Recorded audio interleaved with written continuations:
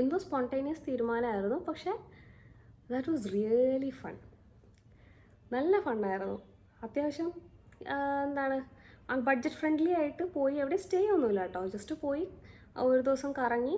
മറ്റേ railway സ്റ്റേഷനിലായിരിക്കും rest എടുത്ത് next day വീട്ടിൽ പോയി. പക്ഷേ സംഭവം എന്ന് വെച്ചാൽ ആ ഫ്രണ്ടിൻ്റെ വീട്ടിലൊക്കെ ഭയങ്കര കൂൾ പാരൻസ് ആയതുകൊണ്ട് ആള് തിരിച്ചു പോകുന്ന വഴിക്ക് കുറ്റബോധം തോന്നി പറഞ്ഞു, ഇതുപോലെ ഞങ്ങൾ പോയിട്ടുണ്ടായിരുന്നു, ഞാനും പൂജയും കൂടി പോയിട്ടുണ്ടായിരുന്നൊക്കെ പറഞ്ഞ് കൂളായിട്ട് എടുത്തു. പക്ഷേ ഞാനത് അന്ന് പറഞ്ഞിരുന്നെങ്കിൽ എന്നെ കുഴിച്ചിട്ടാണ്. സോ ഞാൻ പറഞ്ഞിട്ടുണ്ടായിരുന്നില്ല. ഇപ്പം ആരെങ്കിലും കണ്ടാൽ അറിയില്ല ഗൈസ്, ഇനി എൻ്റെ വീഡിയോ ഒന്നും വന്നില്ലെങ്കിൽ കുഴിച്ചിട്ടെന്ന് വിചാരിച്ചാൽ മതി.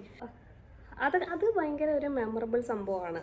അത്രയും ഒരു ഡ്രൈ വൃത്തികെട്ട കോളേജിൽ പഠിക്കുന്ന സമയത്ത്. അപ്പോൾ സെക്കൻഡ് ഇയറിൽ പഠിക്കുമ്പോൾ ഞങ്ങൾ പിന്നെ കൊടൈക്കനാൽ ട്രിപ്പൊക്കെ പോയിട്ടുണ്ടായിരുന്നു. കൊടൈക്കനാൽ കൂർഗൊക്കെയാണ്. അന്നേരം ഇതുപോലെ എൻ്റെ 2 ഫ്രണ്ട്സ് റൂംമേറ്റ്സ് വന്നിട്ടുണ്ടായിരുന്നില്ല. അവരെന്താ വരാത്തത് ഓർമ്മയില്ല, എന്ത് റീസണാന്ന്. അവർ വന്നില്ല. ആക്ച്വലി അവരില്ലാതെ പോകാനായിട്ട് ഭയങ്കര മടിയായിരുന്നു. എന്നാലും ഞാൻ പോയി. പിന്നെ കോളേജസിലൊക്കെ ഒരുപാട് പേര് ചെയ്യുന്ന കണ്ടിട്ടുള്ളതാണ് ബർത്ത്ഡേ സെലിബ്രേഷൻസ്. സത്യം പറഞ്ഞാൽ എനിക്ക് ഇതുവരെ അങ്ങനത്തെ ഒരു ബർത്ത്ഡേ സെലിബ്രേഷൻ കിട്ടിയിട്ടില്ല കോളേജിൽ നിന്ന്.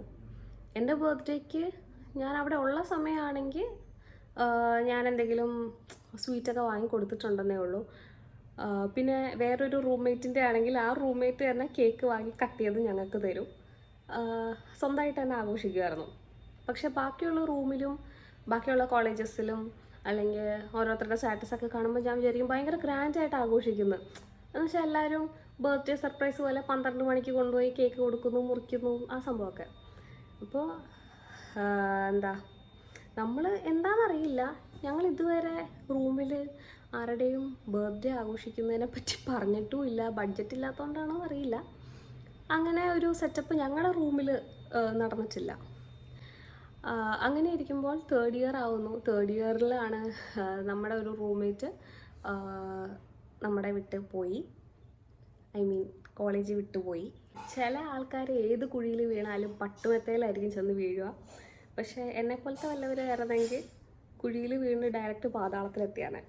എനിവേസ്, അങ്ങനെ ആ ചാപ്റ്ററൊക്കെ കഴിഞ്ഞ് പയ്യെ 4th ഇയർ ആവുന്നു. അഗെയിൻ പഠിത്തം, അത് ഇത് ബ്ലാ ബ്ലാ. അങ്ങനെ ലൈഫ് പോകുന്ന ഇടയ്ക്കാണ് കോവിഡ് വരുന്നത്. കോവിഡ് വരുമ്പോൾ കോവിഡ് ജസ്റ്റ് സ്റ്റാർട്ട് ചെയ്തിട്ടേ ഉള്ളൂ. അപ്പോൾ ഞങ്ങൾ IV പ്ലാൻ ചെയ്യുന്നുണ്ടായിരുന്നു, ഡൽഹി മണാലിയൊക്കെ. അപ്പോൾ എൻ്റെ റൂംമേറ്റ്സ് 2 പേര് വരുന്നില്ല എന്ന് പറഞ്ഞു, എന്തോ പേഴ്സണൽ റീസൺസ്. അപ്പോൾ എനിക്ക് നല്ല വിഷമമായി, കാരണം എനിക്ക് വേറെ കൂട്ടില്ല പോകാൻ. ഈവൻ ക്ലാസ്സിലാണെങ്കിലും ഒരുപാട് ഗ്യാങ്ങുകളൊക്കെ ഉണ്ട്. എല്ലാവരുമായിട്ടും മിണ്ടുമെങ്കിലും ആ ഗ്യാങ്ങിൽ നമ്മൾ പെടാത്തത് കൊണ്ട് പലപ്പോഴും ലെഫ്റ്റ് ഔട്ടായി തോന്നും. അപ്പോൾ എനിക്ക് പോകാൻ ഒട്ടും ഇൻട്രസ്റ്റ് വന്നില്ല. ഞാനും വിചാരിച്ചു പോകുന്നില്ല എന്ന്. പക്ഷേ ഇതുപോലെ ട്രിപ്പ് കോർഡിനേറ്റ് ചെയ്യുന്ന സ്റ്റുഡൻസ് ഒരുപാട് വന്നിട്ട് പോവാം ഒരുപാട് നിർബന്ധിച്ചു. ഞാൻ എൻ്റെ ഈ ഫ്രണ്ട്സിനെ നിർബന്ധിച്ചു. പക്ഷേ ഇവർ എന്ത് ചെയ്തിട്ടും വരുന്നുണ്ടായിരുന്നില്ല. അങ്ങനെ അവസാനം ഞാൻ വിചാരിച്ചു, ഞാൻ മണാലിക്ക് പോയത് 1ാം ക്ലാസ്സിൽ എന്തോ പഠിക്കുമ്പോഴാണ്. മണാലി എന്നൊക്കെ പറയുന്നത് നമുക്ക് റീവിസിറ്റ് ചെയ്യാൻ പറ്റുന്ന നല്ല സ്ഥലമൊക്കെ ആണല്ലോ. അപ്പോൾ ഞാൻ വിചാരിച്ചു, ശരി, ആരും ഇല്ലെങ്കിലും കുഴപ്പമില്ല, ഈ 4 വർഷത്തിൽ ഇനി ഓർക്കാൻ നല്ല കാര്യമൊന്നുമില്ല. സോ മണാലിക്ക് പോയിട്ട് വരാം. ഒരു സോളോ ട്രിപ്പ് പോലെ, ആരും മിണ്ടിയില്ലെങ്കിലും കുഴപ്പമില്ല, സോളോ ട്രിപ്പ് പോലെ പോയിട്ട് സ്ഥലമൊക്കെ കണ്ടിട്ട് വരാമെന്ന് പറഞ്ഞ് ഞാനും പേര് കൊടുത്തു. അങ്ങനെ ഞങ്ങൾ പോകാനായിട്ട് ഇങ്ങനെ ഇരിക്കുമ്പോഴാണ് കോവിഡ് സ്റ്റാർട്ട് ചെയ്യുന്നു. നമുക്ക് എവിടെന്നോ അതോറിറ്റീസിൽ നിന്നൊക്കെ ട്രിപ്പ് പോകാൻ പറ്റില്ല എന്ന് പറഞ്ഞു. പക്ഷേ എല്ലാവരും ഭയങ്കര ഡെസ്പടിച്ചിരിക്കുന്ന ഒരു സമയമായിരുന്നു അത്. കാരണം പേയ്മെൻറ്റൊക്കെ ചെയ്ത് കഴിഞ്ഞിട്ടാണ് ഈ ഒരു നോട്ടീസ് വരുന്നത്. പക്ഷെ എനിക്ക് തോന്നി ഫൈനലി അത് കറങ്ങി തിരിഞ്ഞ് പോകേണ്ട പോലെ ആവും എന്ന് തോന്നിയുകൊണ്ട് ഞാൻ അത്യാവശ്യം കൂളായിരുന്നു. അങ്ങനെ ഫൈനൽ ഇയറിലെ ട്രിപ്പ് അവസാനം സാങ്ഷനായി. ഞങ്ങൾ അതിലും ഹയർ അതോറിറ്റിയിലും അവിടെ ഇവിടെയൊക്കെ മെയിലും ലെറ്ററൊക്കെ അയച്ചിട്ടുണ്ടായിരുന്നു. അങ്ങനെ ട്രിപ്പ് ഓക്കെ ആയി. അങ്ങനെ ആഫ്റ്റർ 2-3 ഡേയ്സ് ഞങ്ങൾ ഒരു ഫെബ്രുവരിയിൽ എന്തോ ആണെന്ന് തോന്നുന്നു മണാലിക്ക് പോവാണ്. അപ്പോൾ അത് ശരിക്കും IV ട്രിപ്പ് എന്നുള്ള രീതിയിലാണ് പോകുന്നത്. അങ്ങനെയാണ് കുറേ പേര് വീട്ടിലും സമ്മതിപ്പിച്ചെടുത്തത്. ഇത് മസ്റ്റാണ്, IV 4th ഇയറിൽ കമ്പൽസറി ആണെന്നൊക്കെ പറഞ്ഞ് എല്ലാവരും സമ്മതിപ്പിച്ചെടുത്ത് പോവുകയാണ്. അപ്പോൾ അങ്ങനെ ട്രെയിനിൽ കയറിയപ്പോൾ ഇതുപോലെ വേറെ ഗ്യാങ്സൊക്കെ സീറ്റൊക്കെ പിടിച്ച് എല്ലാം സെറ്റിലായി. അപ്പം ഞാനും വേറൊരു കുട്ടിയും ഒരു ഗ്യാങ്ങിലും പെടാത്ത ഒരു കുട്ടിയും ഉണ്ടായിരുന്നു. അങ്ങനെ ഞങ്ങൾ രണ്ടുപേരും ഗ്യാങ്ങായി. ഞങ്ങളെ പിന്നെ ഞങ്ങളുടെ ബോയ്സ് അക്കോമഡേറ്റ് ചെയ്തു. ബോയ്സ് നമ്മുടെ ക്ലാസ്സിൽ ഭയങ്കര കുറവാണ്, ഒരു 8-9 പേരൊക്കെ ഉണ്ടായിരുന്നുള്ളൂ. അങ്ങനെ ഞങ്ങൾ അവരുടെ കൂടെ കൂടി. ഞാൻ പറഞ്ഞല്ലോ, നമുക്ക് ക്ലാസ്സിലെ ആൾക്കാരോട് പോലും അങ്ങനെ മിങ്കിൾ ചെയ്യാനൊന്നും അങ്ങനെ സമയം കിട്ടിയിട്ടില്ല. പക്ഷെ ഇവരൊക്കെ നല്ല കമ്പനി ആയിട്ടുള്ള നല്ല ആൾക്കാരാണ്. എന്തായാലും നമുക്ക് അവിടെ അവരുടെ കൂട്ടത്തിൽ ലെഫ്റ്റ് ഔട്ടായിട്ട് തോന്നിയില്ല. ആ train journey was really fun. അപ്പോൾ ആ ബോയ്സിൻ്റെ കൂടെയായിരുന്നു ഞങ്ങൾ. അഗെയിൻ അങ്ങനെ നല്ലൊരു ട്രെയിൻ ജേർണി കഴിഞ്ഞ് ഞങ്ങൾ ഡൽഹി എത്തി. അപ്പോൾ ഡൽഹിയിൽ ഇതുപോലെ താജ്മഹലും അങ്ങനത്തെ സംഭവങ്ങളൊക്കെ കണ്ടു. ഞങ്ങൾ മണാലി എത്തി. ഒരുപാട് ഫൺ ആക്ടിവിറ്റീസൊക്കെ ചെയ്തു. നല്ല വ്യൂ ആയിരുന്നു. കുറേ കാലത്തിന് ശേഷം ഒരു ടൂർ വന്നതായതുകൊണ്ട് ഭയങ്കര സ്പെഷ്യൽ ഫീലിംഗ് ആയിരുന്നു.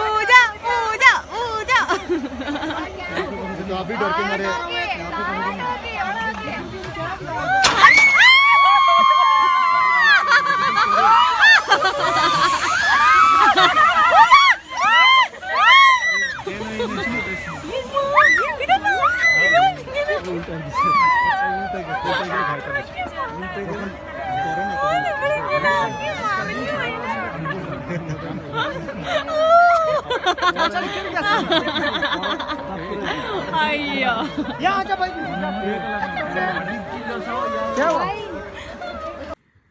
അങ്ങനെ ആ ഒരു ട്രിപ്പ് കഴിയുമ്പോഴാണ് ഞാൻ വീഡിയോ എടുക്കുന്നതിൻ്റെ ഒരു ഇമ്പോർട്ടൻസ് മനസ്സിലാക്കുന്നത്. ഒരു കാര്യം എന്താണെന്ന് വെച്ചാൽ, ഞാൻ നോക്കുമ്പോൾ എൻ്റെ ഫ്രണ്ട്സ് കോളേജിലുള്ളവരൊക്കെ ഈ സ്ഥലങ്ങളൊക്കെ വീഡിയോസ് എടുക്കുന്നു. അപ്പോൾ ഞാൻ വിചാരിച്ചു ഇവരെന്തിനാണ് ഈ സ്പേസ് കളയാൻ വേണ്ടി വീഡിയോസ് എടുക്കുന്നതെന്ന്. പിന്നീടാണ് മനസ്സിലായത്, ഇവർ പിന്നെ പയ്യെ സ്റ്റോറിയൊക്കെ ഇട്ട് തുടങ്ങുമ്പോൾ അല്ലെങ്കിൽ സ്റ്റാറ്റസൊക്കെ ഇടുമ്പോൾ ശരിക്കും ആ വീഡിയോസ് കാണാൻ നല്ല രസമുണ്ടായിരുന്നു. നമ്മൾ അവിടെ കണ്ട പോലെ ആ വീഡിയോസ് നമുക്ക് പിന്നെയും കാണാൻ പറ്റുമ്പോൾ നല്ല രസമുണ്ടായിരുന്നു. അപ്പോൾ ഞാൻ വിചാരിച്ചു, ഞാൻ ഒരു വീഡിയോ മര്യാദയ്ക്ക് എടുത്തിട്ടില്ല. അന്ന് ഇതുപോലെ റീൽസും കാര്യങ്ങളും ഒന്നും ഇല്ലല്ലോ, നമുക്കറിയില്ല ഇതിനെപ്പറ്റി. യൂട്യൂബിലാണെങ്കിലും അധികം ട്രാവൽ വ്ളോഗേഴ്സ് ഇല്ലയെന്ന് തോന്നുന്നു, ഞാൻ കണ്ടിട്ടില്ല. അങ്ങനെ ഇരുന്ന് ഈ ട്രിപ്പൊക്കെ കഴിഞ്ഞ് വരുമ്പോൾ വേറെ ഒരു സേജൽ കുമാർ എന്ന് പറയുന്ന ഒരു ഗേളിൻ്റെ വ്ളോഗ്സ് ഞാൻ കാണാനിടയായി. അപ്പോൾ ആ കുട്ടി സോളോ ട്രാവൽ ചെയ്തിട്ടുണ്ട്, അല്ലാതെ ട്രാവൽ ചെയ്തിട്ടുണ്ട്. അപ്പോൾ ഷീ ഈസ് ടേക്കിംഗ് വീഡിയോസ്. അപ്പോൾ എനിക്ക് ഫോട്ടോയിനെക്കാട്ടി വീഡിയോൻ്റെ ഇമ്പോർട്ടൻസ് ഈ 2 ഇൻസിഡൻസ് കഴിഞ്ഞപ്പോൾ, മണാലി ട്രിപ്പ് പോയപ്പോഴും മറ്റേ ആ യൂട്യൂബ് ബ്ലോഗറിൻ്റെ ഇതും കൂടി കണ്ടപ്പോഴാണ് എനിക്ക് മനസ്സിലായത് വീഡിയോഗ്രാഫിയുടെ ഒരു ഇമ്പോർട്ടൻസ്. നമ്മൾ ട്രിപ്പൊക്കെ പോയി അത് ഡോക്യുമെൻ്റ് ചെയ്ത് ബ്യൂട്ടിഫുള്ളായിട്ട് വെക്കുമ്പോൾ ഉള്ളൊരു ഇത്. അങ്ങനെ ഈ 4 കൊല്ലത്തെ ബി-ഫാം കോഴ്സിലെ ഒരു നല്ലൊരു ബ്യൂട്ടിഫുൾ മെമ്മറിയായ മണാലി യാത്ര അവിടെ കഴിഞ്ഞു. സോ ഞങ്ങൾ ബാംഗ്ലൂർ ലാൻഡ് ചെയ്തിട്ട് അവിടെ നിന്ന് കണക്റ്റിംഗ് ഫ്ലൈറ്റ് ആയിരുന്നു. ബാംഗ്ലൂരിലാണ് IB അറേഞ്ച് ചെയ്തിട്ടുണ്ടായിരുന്നത്. അപ്പോൾ നമ്മളെ കാര്യം കഴിഞ്ഞല്ലോ, മണാലി പോവുക എന്നുള്ളതായിരുന്നു ലക്ഷ്യം. IB second. സാറ് എല്ലാവരോടും ചോദിച്ചു, IBക്ക് പോകുന്നില്ലേ, ഇൻഡസ്ട്രി കയറുന്നില്ലേ? എല്ലാവരും ടയേർഡ്, എല്ലാവർക്കും വീട്ടിൽ പോയാൽ മതി. അങ്ങനെ ഞങ്ങൾക്കൊരു ഫോം എഴുതി സൈൻ ഇട്ട് തരാൻ പറഞ്ഞു.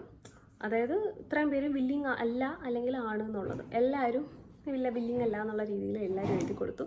അങ്ങനെ ഞങ്ങളുടെ ഇൻഡസ്ട്രിയൽ വിസിറ്റിന് പോവാത്ത IB കംപ്ലീറ്റായി തിരിച്ചു വന്നു. എക്സാംസാണ് കോമഡി. എക്സാംസിൽ ഒരുപാട് പേര് നല്ല തട്ടിപ്പുകളൊക്കെ ചെയ്ത് കണ്ടിട്ടുണ്ട്. അപ്പോൾ പക്ഷേ എനിക്കൊന്നും ചെയ്യാൻ പറ്റിയിട്ടില്ല, അത്ര ധൈര്യം എനിക്കില്ല. അപ്പോൾ കുറേ പേര് എങ്ങനെയാണ് ചെയ്യുന്നതെന്ന് വെച്ചാൽ, എക്സ്ട്രാ ഷീറ്റ് വാങ്ങിക്കും, നമ്മുടെ സ്റ്റാമ്പ് അടിച്ചിട്ടുള്ള എക്സ്ട്രാ ഷീറ്റ് വാങ്ങിയിട്ട് അതിൽ ആൻസേഴ്സ് ഫുള്ള് എഴുതി കൊണ്ടുപോകും. നമുക്ക് വരുമെന്ന് ഉറപ്പുള്ള ആൻസേഴ്സ് ഉണ്ടല്ലോ, ഇത് മെയിൻ എക്സാമിനല്ല, ഇൻറ്റേർണൽസിൻ്റെ ഒക്കെ കാര്യം ഞാൻ പറയുന്നത്. ഇവർ ആൻസേഴ്സ് എഴുതി കോട്ടിൻ്റെ ഇടയിൽ വെച്ച് സ്ട്രെയിറ്റ് ആയിട്ട് ഇങ്ങനെ കൊണ്ടുപോകും. ആ ക്വസ്റ്റ്യൻ വന്നിട്ടുണ്ടെങ്കിൽ അവിടെ നിന്ന് എടുത്ത് ഫിറ്റ് ചെയ്താൽ മതിയല്ലോ. അപ്പോൾ അങ്ങനെ കുറേ പേര് ചെയ്തിട്ടുണ്ട്. അതുപോലെ വേറെ കുറേ പേര് എങ്ങനെയാണെന്ന് വെച്ചാൽ ചെറിയ ബുക്ക്ലെറ്റ് ഉണ്ടാക്കി ഫുൾ ടെക്സ്റ്റ് ബുക്കൊക്കെ അങ്ങനെയൊക്കെ ചെയ്യും. പക്ഷെ എന്നാലും പാസ്സാവാൻ പാടാണ്, ചിലവർ എന്നാലും പാസ്സാവത്തില്ല. അങ്ങനെയൊക്കെ ചെയ്തിട്ടു. അപ്പോൾ അതൊക്കെ കണ്ടുകൊണ്ടിരിക്കാൻ നല്ല ഫണ്ണാണ്. ഞാൻ കോപ്പി അടിച്ചിട്ടുണ്ടോ എന്ന് ചോദിച്ചാൽ സഹായിച്ചിട്ടുണ്ടോ എന്ന് തോന്നുന്നു. ഒരു ഇൻറ്റേർണലിന് ചെയ്തിട്ടുണ്ട്. അത് പക്ഷേ 1-2 സാധനം എന്തോ ബോക്സിൽ പൗച്ചിൽ എഴുതിക്കൊണ്ട് പോയതാണ്, അല്ലാതെ ഞാൻ ചെയ്തിട്ടില്ല. പിന്നെ ഞാൻ തേർഡ് ഇയർ ആയിരുന്ന സമയത്ത്, ഫൈനൽ ഇയർ ആയിരിക്കുമ്പോൾ പറഞ്ഞല്ലോ കെമിസ്ട്രി ഒരു കടുകട്ടി സബ്ജക്റ്റാണ്. അപ്പോൾ നമ്മളെന്തോ ഒരു സ്പെഷ്യൽ കൈൻഡ് ഓഫ് എക്സാം എഴുതുവാണ്. അതായത് ആ എക്സാം ക്ലിയർ ചെയ്താലാണ് നമുക്ക് മെയിൻ എക്സാം അറ്റൻഡ് ചെയ്യാൻ പറ്റുള്ളൂ. അപ്പോൾ ഫൈനൽ ഇയർ ആയതുകൊണ്ട് നമ്മൾ ആ എക്സാം കഴിഞ്ഞിട്ട് തിരിച്ച് എല്ലാവരും വീട്ടിൽ പോകാം സ്റ്റഡി ലീവിന്. ഇനി എക്സാമിനേ വരുള്ളൂ. അപ്പോൾ ആ എക്സാം എഴുതുന്ന സമയത്ത് എല്ലാവർക്കും നല്ല ടഫാണ്. കുറേ പേര് കോപ്പി അടിക്കാനുള്ള സെറ്റപ്പൊക്കെ ആയിട്ടാണ് വരുന്നത്. പക്ഷേ എനിക്ക് സീറ്റ് കിട്ടിയത് ഏറ്റവും ഫ്രണ്ടിൽ. ബാക്കി എല്ലാവരും എങ്ങനെയൊക്കെയോ ബാക്കിൽ പോയി സീറ്റ് ഉറപ്പിച്ചു. അങ്ങനെ ആ എക്സാമിന് അവരൊക്കെ എലിജിബിളായി. പക്ഷേ എനിക്ക് കിട്ടിയില്ല, എനിക്ക് കോപ്പി അടിക്കാൻ പറ്റിയില്ലല്ലോ. അന്ന് ഞാൻ ഇത് ആരെങ്കിലും കേട്ടാൽ എന്നെ ഇപ്പോൾ ശരിയാക്കും. അന്ന് ഞാൻ ടീച്ചറിനോട് പോയി കരഞ്ഞു പറഞ്ഞ്, അയ്യോ എനിക്ക് അവിടെ ഇവിടെയൊക്കെ അങ്ങനെ ഇട്ടുതാ, കുറച്ച് അരമാർക്ക് അവിടെ ഇവിടെയൊക്കെ കൂട്ടിത്താ, കാരണം എനിക്ക് കോപ്പി അടിക്കാൻ പറ്റാത്തതുകൊണ്ടാണ് ഇത് സ്കോർ ചെയ്യാൻ പറ്റാത്തത്. ബാക്കി എല്ലാവരും ബാക്കിൽ പോയിരുന്ന് നല്ലോണം കോപ്പി അടിച്ചിട്ടുണ്ട്, അങ്ങനെ അവരൊക്കെ പാസ്സായത് അങ്ങനെയാണെന്നൊക്കെ പറഞ്ഞു. പക്ഷെ ഇതൊന്നും അവർ ആക്ഷൻ എടുക്കുകയൊന്നുമില്ല, കാരണം അവർക്ക് തന്നെ അറിയാമെന്ന് തോന്നുന്നു അങ്ങനെയൊക്കെ ചെയ്തിട്ടുള്ള കാര്യം. പക്ഷെ ഞാൻ ഇവർക്ക് പണി കിട്ടാൻ വേണ്ടിയല്ല കേട്ടോ ചെയ്തത്. ഞാൻ എൻ്റെ ഒരു നിസ്സഹായാവസ്ഥയിൽ അറിയാതെ അങ്ങ് പറഞ്ഞു പോയതാണ്. ഞാൻ രക്ഷപ്പെടാൻ വേണ്ടി പറഞ്ഞതാണ്, അവർക്കാർക്കും പണി കൊടുക്കാനല്ല. അങ്ങനെയാണെങ്കിൽ ഞാൻ എത്ര പേർക്ക് പണി കൊടുത്തേനെ. എല്ലാവരും എല്ലാ എക്സാമിനും ചെയ്യാറുണ്ട്. ഒരു കുട്ടിയുടെ കോപ്പിയടി പാളിപ്പോയിട്ടുണ്ട്. അതായത് ഒരു സാറിങ്ങനെ റൗണ്ട് അടിച്ചുകൊണ്ടിരിക്കുക, അങ്ങനെ ഇൻവിജിലേഷന് വന്നപ്പോൾ നമ്മുടെ കോളേജിൽ തന്നെ സാറാണ് റൗണ്ട് അടിച്ചുകൊണ്ടിരിക്കുന്നു. അയാൾ ഇങ്ങനെ പോയപ്പോഴേക്കും ഒരാൾ ഫസ്റ്റ് സെൻറ്റൻസ് എഴുതുന്നേ ഉള്ളൂ, ഇങ്ങനെ പറഞ്ഞു വന്നപ്പോഴേക്കും പേജ് ഫുള്ള്. അപ്പോൾ അയാൾക്ക് സംശയം തോന്നി, അപ്പോൾ ഗെറ്റ് ഔട്ട് അടിച്ചെന്ന് തോന്നുന്നു. എന്താണെങ്കിലും അതെങ്ങനെ ഫുള്ളായെന്ന് വെച്ചാൽ ഒരു സെൻറ്റൻസ് എഴുതി ഇയാൾ സാറ് അങ്ങനെ പോയ തക്കത്തിന് ഇവിടുന്ന് പേപ്പർ എടുത്ത് ഫിറ്റ് ചെയ്തു ഫുൾ ആൻസർ ഉള്ളത്. അങ്ങനെ ഫ്ലോപ്പായ ആൾക്കാരും ഉണ്ട്. പിന്നെ ഈ പറഞ്ഞാൽ ബുക്ക്ലെറ്റ് എടുത്ത് പോയാലും പേപ്പേഴ്സ് ഫുൾ എഴുതി പോയാലും ചിലപ്പോൾ നമ്മൾ ആ ഇൻറ്റേർണൽ ചിലപ്പോൾ ഒന്ന് രക്ഷപ്പെടുമായിരിക്കും. പക്ഷെ മെയിൻ എക്സാം ഒന്നും അങ്ങനെ അതുകൊണ്ട് മാത്രം ജയിച്ച ചരിത്രം ഉണ്ടെന്ന് എനിക്ക് തോന്നുന്നില്ല. അപ്പോൾ ഫൈനലി ആ എക്സാം അവസാനം ഞാൻ എലിജിബിൾ ആയി കേട്ടോ. അപ്പോൾ ഞാൻ ഇതിനകത്ത് എല്ലാം ഷെയർ ചെയ്തിട്ടുണ്ടോയെന്ന് എനിക്കറിയില്ല. ബിക്കോസ് അവിടെ നിന്ന് ഇറങ്ങുമ്പോൾ അവിടുത്തെ ഓരോ തോട്ട്സ് വരുമ്പോഴും ഞാനിങ്ങനെ ഡിലീറ്റ് ചെയ്ത് എല്ലാം ഡിലീറ്റ് ഫ്രം മെമ്മറി കൊടുത്ത് തന്നെ ട്രെയിൻ ചെയ്ത് അങ്ങനെ വെച്ചേക്കുവാണ്. കാരണം ചില കാര്യങ്ങൾ നമുക്ക് അത് ആലോചിക്കാൻ നമ്മൾ ഇഷ്ടപ്പെടുന്നില്ല. അത് ആലോചിക്കുമ്പോൾ തന്നെ നമുക്ക് ഭയങ്കര പ്രഷർ വരും. ഈ ഹോസ്റ്റലിലൊക്കെ നിൽക്കുന്നവർക്ക് ഒരു മെയിൻ പ്രോബ്ലം ആയിരിക്കും ഫുഡ്. പക്ഷേ കണ്ണൂർ എന്ന് പറയുന്നൊരു സ്ഥലത്ത് എനിക്ക് അങ്ങനെ ഫേസ് ചെയ്യേണ്ടി വന്നിട്ടില്ല ഫുഡിൻ്റെ പ്രോബ്ലംസ്. കാരണം ഞങ്ങളുടെ മെസ്സിലാണെങ്കിൽ അത്യാവശ്യം ഡീസൻറ്റ് ഫുഡായിരുന്നു. മൂന്ന് ദിവസം നോൺ വെജൊക്കെ ഉണ്ട് ആഴ്ചയിൽ. അതിനുശേഷം മെസ്സിൽ നിന്ന് മാറി ഞങ്ങളുടെ അവിടെ ക്യാമ്പസിനകത്ത് തന്നെ ഉള്ളൊരു ഷോപ്പാണ് ഗ്രാൻഡ് എന്ന് പറഞ്ഞിട്ട്. അത് മറക്കാൻ പറ്റാത്തൊരു സ്ഥലമാണ്. കാരണം ഭയങ്കര ലോ അഫോർഡബിൾ റേറ്റിന് നമുക്ക് നല്ല അടിപൊളി ഫുഡ് അവിടെ നിന്ന് കിട്ടുമായിരുന്നു. ഫോർ എക്സാമ്പിൾ ഇപ്പോൾ നമ്മൾ ബ്രേക്ക്ഫാസ്റ്റൊക്കെ ഒരു 2 ദോശ, വട, അല്ലെങ്കിൽ ഇടിയപ്പം, അപ്പം, അങ്ങനത്തെ സാധനങ്ങൾ. പിന്നെ കണ്ണൂരിൻ്റെയൊക്കെ അവരുടെ ലോക്കൽ സ്നാക്ക് ഐറ്റംസ് ഒക്കെ ഉണ്ടല്ലോ, പത്തിരി, ഉന്നക്കായ, അങ്ങനത്തെ കുറേ സാധനങ്ങൾ, അതൊക്കെ കൊണ്ടുള്ള ബ്രേക്ക്ഫാസ്റ്റ് ഉണ്ടാവും. നമുക്കൊരു അറൗണ്ട് ഒരു 24-34 റുപ്പീസേ ബ്രേക്ക്ഫാസ്റ്റിനാവുള്ളൂ. പിന്നെ ഉച്ചയ്ക്ക് ലഞ്ചെന്ന് പറഞ്ഞാൽ മീൽസ് പറയുകയാണെങ്കിൽ ഒരു ഇലയിൽ ഒരു ചെറിയ സദ്യ പോലെ കറികൾ, മോര്, സാമ്പാർ, പിന്നെ ഒരു തോരൻ, അച്ചാർ, അങ്ങനത്തെ സാധനങ്ങളൊക്കെ വിത്ത് പായസം കുറച്ച്. ഇതിന് ഇനിഷ്യലി 25 റുപ്പീസ് ആയിരുന്നു, പിന്നെ 30 റുപ്പീസ്. അത് കഴിഞ്ഞ് ഡിന്നറിനാണെങ്കിലും പല വെറൈറ്റി ഓഫ് ഡിന്നർ ഐറ്റംസ്, ടേസ്റ്റിയുമാണ്. അപ്പോൾ ഫുഡിൻ്റെ കാര്യത്തിൽ എനിക്ക് അവിടെ പ്രോബ്ലംസ് ഒന്നും വന്നിട്ടില്ല. ഞങ്ങളുടെ ഹോസ്റ്റലേഴ്സിൻ്റെയൊക്കെ ഇവർ വീട്ടിൽ പോയിട്ട് വരുമ്പോൾ ഹോം മെയ്ഡായിട്ടുള്ള സാധനങ്ങൾ കൊണ്ടുവരും. അപ്പോൾ ഇവരൊക്കെ ആ സൈഡിലുള്ള ആൾക്കാരായതുകൊണ്ട് അതിന് പ്രത്യേക ടേസ്റ്റാണ്. അപ്പോൾ I still remember the home made food from there Holmes. അങ്ങനെ ഇരിക്കുമ്പോഴാണ് വേറെ ഒരു ദുരന്തം ഹോസ്റ്റലിൽ. എങ്ങനെയാണെന്ന് വെച്ചാൽ ഞങ്ങൾക്ക് കുറേ പേര് മെസ്സിൽ ഫുഡ് കുഴപ്പമില്ല, പക്ഷേ അതിനെക്കാട്ടി എല്ലാവർക്കും ഇഷ്ടം ഗ്രാൻഡ് എന്ന് പറയുന്ന ഒരു ഷോപ്പുണ്ടല്ലോ നമ്മുടെ കോമ്പൗണ്ടിൽ. അപ്പോൾ ഒരു പോയിന്റ് എത്തിയപ്പോൾ ഫൈനൽ ഇയറിലാണെന്ന് തോന്നുന്നു, ഈ മെസ്സിൽ നിന്ന് കുറേ പേര് മാറിയിട്ട് ഇവിടുന്ന് ഫുഡ് കഴിക്കാൻ തുടങ്ങി. അപ്പോൾ മെസ്സിലെ ആൾക്കാർക്ക് നഷ്ടമാണല്ലോ.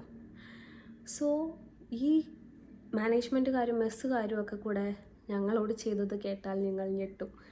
അതായത് ഗേൾസ് ഹോസ്റ്റലിൻ്റെ ഫ്രണ്ടിൽ ഒരു വലിയ ഗേറ്റ് ഉണ്ട്. അപ്പോൾ ആ ഗേറ്റ് യൂഷ്വലി ഓപ്പൺ ആണ്. നമുക്ക് ഗ്രാൻഡ് എന്ന് പറയുന്ന സ്ഥലത്തുനിന്ന് ഫുഡ് കൊണ്ടുവരുമ്പോൾ ആ ഗേറ്റിൻ്റെ സൈഡിൽ നിന്നാണ് നമുക്ക് ഫുഡ് തരുന്നത്. അപ്പോൾ ഈ മെസ്സും ഗ്രാൻഡുകാരും തമ്മിൽ ഉടക്കായി. ബിക്കോസ് ഞങ്ങളെല്ലാവരും ഗ്രാൻഡിൽ നിന്ന് വാങ്ങിക്കാൻ തുടങ്ങിയപ്പോൾ മെസ്സിൽ ഇത് കുറഞ്ഞു, ആൾക്കാർ കുറഞ്ഞു. അപ്പോൾ ഇവരെന്ത് ചെയ്തു, ആ ഗേറ്റ് അടച്ചു. ആദ്യം അത് പൂട്ടി, നമുക്ക് അങ്ങോട്ടേക്ക് ആക്സസ് ഇല്ലാത്ത രീതിയിൽ ആ ഗേറ്റ് പൂട്ടി. അപ്പോൾ ഞങ്ങൾ രാവിലെ ബ്രേക്ക്ഫാസ്റ്റ് കഴിക്കാൻ പോകണമെങ്കിൽ ഈ ഗേറ്റ് തുറന്നാൽ അപ്പുറത്ത് ആ കടയാണ്. അതിന് പകരം ഞങ്ങൾ ആ കാട് മൊത്തം ചുറ്റി മെസ്സും കഴിഞ്ഞ് കറങ്ങിപ്പോയി ഫുഡ് കഴിക്കണം. രാവിലെ ഫുഡ് കഴിച്ച് അത്രയും ദൂരം തന്നെ തിരിച്ച് നടന്ന് പിന്നെയും അങ്ങോട്ട് നടന്ന് കോളേജിൽ പോകണം. അത് രാവിലത്തെ പ്രശ്നം. ഉച്ചയ്ക്കും സെയിം തിങ്, നമുക്ക് കറങ്ങിയേ പോകണം. ആ ഗേറ്റ് കഴിഞ്ഞ് പോകുന്നതാണ് ഏറ്റവും ഈസി. കോളേജ് കഴിഞ്ഞ് വേഗം ഗേറ്റിലെത്താം, അത് കഴിഞ്ഞ് കഴിക്കുന്ന സ്ഥലത്തേക്ക് പോവാം. അപ്പോൾ രാവിലത്തെ സ്ട്രഗിൾ അങ്ങനെ. പിന്നെ രാത്രി ഗേറ്റ് പൂട്ടിയത് കൊണ്ട് ഫുഡ് വാങ്ങിക്കാൻ പാടാണല്ലോ. എന്നാലും അവിടുത്തെ ചേട്ടന്മാർ കൊണ്ടുവന്നിട്ട് ഗേറ്റിൻ്റെ മുകളിൽ കൂടെയും താഴെ കൂടെയും ഒക്കെ തരാൻ തുടങ്ങി. താഴെ കൂടെയൊക്കെ തരുന്ന കണ്ടപ്പോഴേക്കും ഇവരെന്ത് ചെയ്തു, ഗേറ്റിൽ നിന്ന് കുറേ ആണിയോ കമ്പികളോ ഒക്കെ താഴെ ഫിക്സ് ചെയ്തു. അപ്പോൾ നമുക്ക് താഴെ നിന്ന് വാങ്ങിക്കാൻ പറ്റുന്നില്ല. ആ ഗ്യാപ്പിൽ കൂടെ കുറേ ആണികൾ പോലെ ഫിറ്റ് ചെയ്തിട്ടുണ്ടാകും. അങ്ങനെ രാത്രി നമുക്ക് ഇങ്ങനെ ഞങ്ങൾ ഗേറ്റിൻ്റെ മുകളിലേക്ക് കയറി അവിടെ നിന്നാണ് വാങ്ങിക്കാറുള്ളത്. അപ്പോൾ അങ്ങനത്തെ ഫുഡ് സ്ട്രഗിൾസൊക്കെ ഞങ്ങൾ നൈസായിട്ട് മാനേജ് ചെയ്തു. അപ്പോൾ guys, here we come to the end of this video. അപ്പോൾ ഈ വീഡിയോ ഫുള്ള് കേട്ടവർക്ക് തോന്നും ഇത് അത്ര വലിയ ദുരന്തമൊന്നും ഇല്ലല്ലോ എന്ന്. ശരിക്കും പറഞ്ഞാൽ ഫുള്ള് ദുരന്തങ്ങളും പ്രശ്നങ്ങളും പറയാനായിട്ട് കുറേയൊന്നും എനിക്ക് ഓർമ്മയില്ല. ബിക്കോസ് കോളേജ് കഴിഞ്ഞിട്ട് ഇത്രയും വർഷമായല്ലോ. പിന്നെ വേറൊരു കാര്യം എന്ന് വെച്ചാൽ, ഞാൻ അവിടെ നിന്ന് ഇറങ്ങുമ്പോൾ ഇനി ഒരിക്കലും അങ്ങോട്ട് വരാൻ പറ്റില്ല, ഇവിടുത്തെ എല്ലാ മെമ്മറീസും ഡിലീറ്റായി പോണേന്നുള്ള രീതിയിലാണ് അവിടെ നിന്ന് വരുന്നത്. പിന്നെ അവിടുത്തെ എന്ത് ടോർച്ചർ കാര്യങ്ങളോ അല്ലെങ്കിൽ വിഷമം അനുഭവിച്ച കാര്യങ്ങളൊക്കെ ഓർമ്മ വരുമ്പോൾ ഞാൻ എന്നെ തന്നെ ട്രെയിൻ ചെയ്ത് അതൊക്കെ ഡിലീറ്റ് ആക്കും. അത് ആലോചിക്കാൻ പോകാറില്ല. അങ്ങനെ കോളേജിലെ പല കാര്യങ്ങളും ഞാൻ അങ്ങനെയാണ് മറന്നിട്ടുള്ളത്. ഇതിപ്പോൾ എനിക്ക് ഓർമ്മയുള്ള കുറച്ച് കാര്യങ്ങളാണ്. എങ്കിൽ പോലും ഈ 4 വർഷത്തിൽ എനിക്ക് ഓർക്കാൻ നല്ലതെന്ന് പറയാനായിട്ട് IV ഉണ്ടായിട്ടുണ്ട്, ഫ്രഷേഴ്സ് ഉണ്ടായിട്ടുണ്ട്. അതാണ് കുറച്ച് മെമ്മറബിൾ. പിന്നെ ഈ പറഞ്ഞ പോലെ കുറച്ച് ഡാൻസും കാര്യങ്ങളും ഒക്കെ ഇങ്ങനെ ചെയ്തു. അതൊക്കെ ഒരു എൻജോയ്മെൻറ്റ് തന്നെയായിരുന്നു. പിന്നെ ഞങ്ങൾ ഹോസ്റ്റലേഴ്സ് തമ്മിലുള്ള ഇൻട്രാക്ഷൻസ്, റൂംമേറ്റ്സ്, ഞങ്ങൾ പുറത്ത് പോയതും അത്യാവശ്യം കുറച്ചൊക്കെ അവിടെ ബീച്ചിലും ഉള്ള സ്ഥലത്തൊക്കെ കറങ്ങി നടന്നിട്ടൊക്കെ ഉണ്ട്. അത്രയേ ഉള്ളൂ. ആൻഡ് എസ്പെഷ്യലി അവിടുത്തെ ഫുഡ്. എല്ലാവർക്കും ഹോസ്റ്റലിൽ പോകുമ്പോൾ പ്രശ്നം ഫുഡിനെ പറ്റിയിട്ടായിരിക്കുമല്ലോ. എന്തായാലും ആ ഒരു സംഭവം എനിക്കുണ്ടായിട്ടില്ല. ഇതിൻ്റെ ഇടയിൽ തന്നെ ഞങ്ങളുടെ ഫ്രണ്ട്സിൻ്റെ ഒരുപാട് പേരുടെ മാരേജസ് ഒക്കെ കഴിഞ്ഞു. സോ അവരുടെ മാരേജൊക്കെ അറ്റൻഡ് ചെയ്യാൻ പറ്റിയിട്ടുണ്ട്. പിന്നെ ഇങ്ങനെ ഒരു ഹോസ്റ്റൽ ലൈഫ് എക്സ്പീരിയൻസ് ചെയ്യാൻ പറ്റി. അതുകൊണ്ട് തന്നെ എനിക്ക് അത്യാവശ്യം മണി മാനേജ്മെൻറ്റൊക്കെ അറിയാം. അത്യാവശ്യം like I can survive on A budget. പിന്നെ റൂം ക്ലീനിങ്, ഇപ്പോൾ ബാത്റൂം ക്ലീനിങ് ആയിക്കോട്ടെ, അതൊക്കെ ഞാൻ അവിടെ പോയതിന് ശേഷമാണ് ഒക്കെ റെഡിയായത്. പിന്നെ എനിക്ക് ഒറ്റയ്ക്ക് എവിടെ വേണമെങ്കിലും പോയി എൻ്റെ കാര്യങ്ങളൊക്കെ നടത്തിയെടുക്കാൻ പറ്റും. ബിക്കോസ് ഒറ്റയ്ക്ക് കഴിക്കാൻ പോകുന്ന ഒരാൾക്ക് ഒറ്റയ്ക്ക് എവിടെ വേണമെങ്കിലും പോവാം. അങ്ങനെ ഞാൻ ഒറ്റയ്ക്കെല്ലാം അത്യാവശ്യം ചെയ്യാൻ കേപ്പബിളായി. ഇപ്പം ഞാൻ ചിലപ്പോൾ മടി പിടിക്കുമായിരിക്കും, ബിക്കോസ് ചുറ്റും ആരെങ്കിലുമൊക്കെ ചെയ്തു തരാൻ ഉള്ളതുകൊണ്ട്. പക്ഷെ എനിക്കത് അങ്ങനെയൊക്കെ ചെയ്യാനും എടുക്കാനും ഒക്കെ ഒരു കോൺഫിഡൻസ് ആയി. മേ ബി അങ്ങനെയൊക്കെ ഒരു രീതിയിൽ മോൾഡ് ചെയ്യാനായിട്ടായിരിക്കും ചിലപ്പോൾ ആ കാട്ടിൽ തന്നെ പോയി പഠിക്കേണ്ട അവസ്ഥ വന്നതും. എന്തെങ്കിലുമൊക്കെ റീസൺ ഉണ്ടാവുമല്ലോ, എന്തെങ്കിലുമൊക്കെ ആയിരിക്കും. പിന്നെ ഒരു ട്വിസ്റ്റ് എന്താണെന്ന് വെച്ചാൽ, അന്ന് അവിടെ നിന്ന് ഇറങ്ങുന്ന സമയത്ത് ഞാൻ വിചാരിച്ചു, ഇവിടെ സർവൈവ് ചെയ്തതിന് ഇനി എവിടെയും സർവൈവ് ചെയ്യാമെന്ന്. അങ്ങനെ ഇരിക്കുമ്പോഴാണ് അടുത്ത ജോലി സ്ഥലത്തേക്കൊക്കെ കയറുന്നത്. അപ്പോൾ പിന്നെ അവിടെ നിന്നും തോന്നി തുടങ്ങി, ഇവിടെ സർവൈവ് ചെയ്തവർക്ക് ഇനി എവിടെയും സർവൈവ് ചെയ്യാമെന്ന്. അങ്ങനെ എൻ്റെ അതിജീവനത്തിൻ്റെ കഥകളുമായി ഞാൻ ഇനിയും വരാം. ഇതുപോലത്തെ ലൈഫ് സ്റ്റോറീസ്. അപ്പോൾ വീഡിയോ അത്രയേ ഉള്ളൂ ഗൈസ്. ഇത് ഫുള്ള് കേട്ട ആരെങ്കിലും ഉണ്ടോ? ഇത് കേട്ടിട്ട് നിങ്ങൾക്ക് റിലേറ്റബിൾ ആയിട്ട് തോന്നിയോ? നിങ്ങളുടെ കോളേജ് സ്റ്റോറി എങ്ങനെയാണ്? ഇത്രയും ദുരന്തമുണ്ടോ? അതോ ഇതിലും കുറവാണോ? അതോ ഇതിൽ കൂടുതലുണ്ടോ? Let me know in the comments. And if you are really enjoying your college life, please do mention that also. So അടുത്ത വീഡിയോയിൽ കാണുന്നവരെ ബൈ.